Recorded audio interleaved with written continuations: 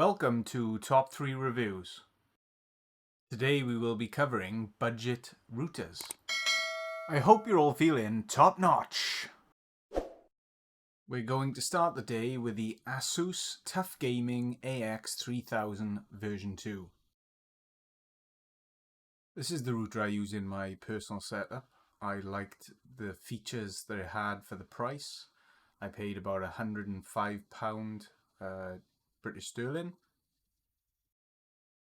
Personally, I use it as an access point rather than a router, but I thought given the features of the base system itself, it's well worth a look at if you're looking for a budget gaming router especially.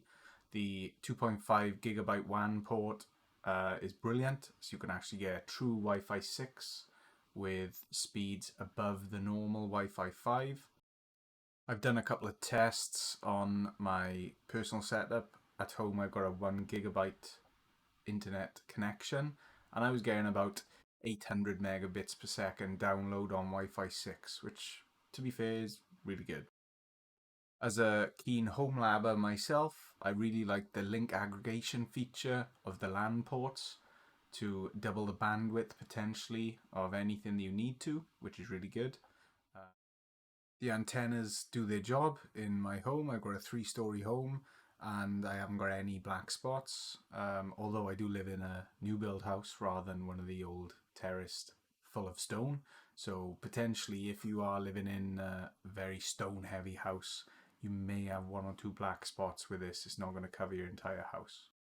The only negative I found for this router was it didn't have Wi-Fi 6E support for future.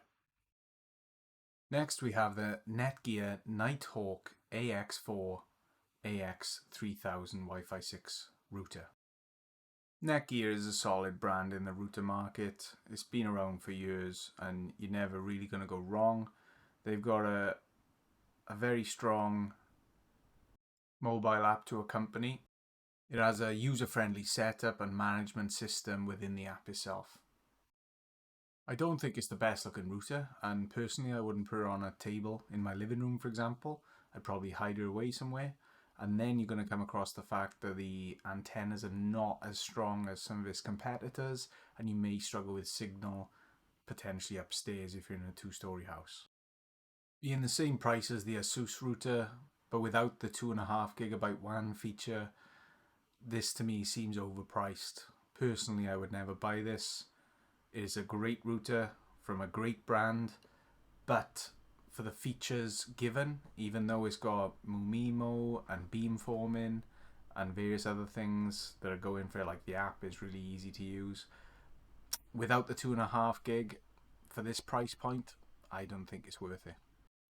If they lowered the price to around £80, then potentially this would be a bargain, a good buy, but unfortunately price-wise it's up there with the ASUS, so as a direct comparison it's nowhere near.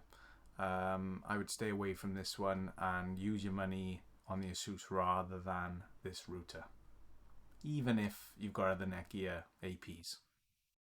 Currently on Amazon this is more expensive than the ASUS, which is ridiculous.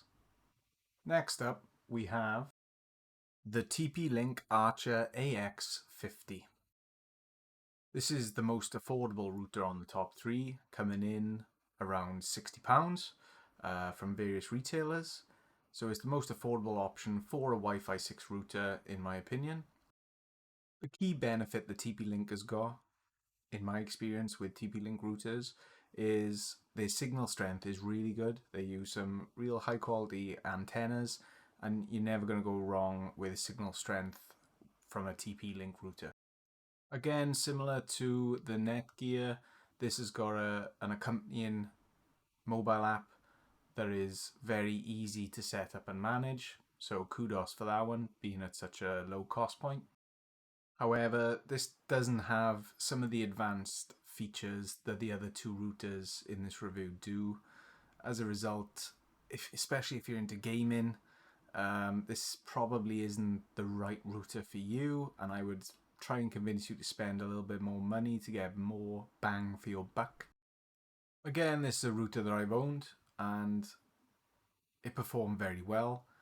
I only changed this router because I increased my internet speed from 500 megabits per second to a 1.2 gigabits download, so needed a bit more oomph, and the 2.5 gigabyte WAN port on the ASUS gave me that.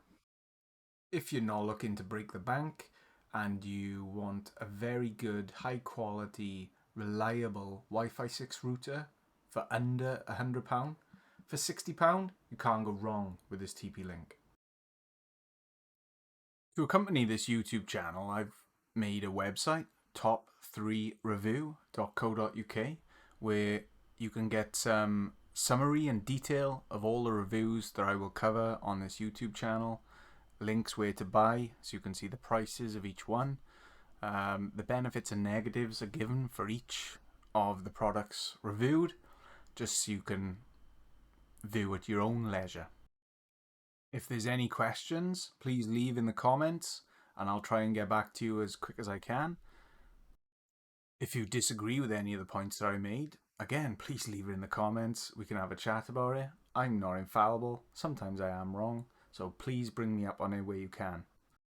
I'll leave a link to the website in the description. So, if you haven't guessed it, the clear winner on the day for me is the ASUS Tough Gaming AX3000 version 2. Feature-wise, it is way better than all the competitors at a very nice price point.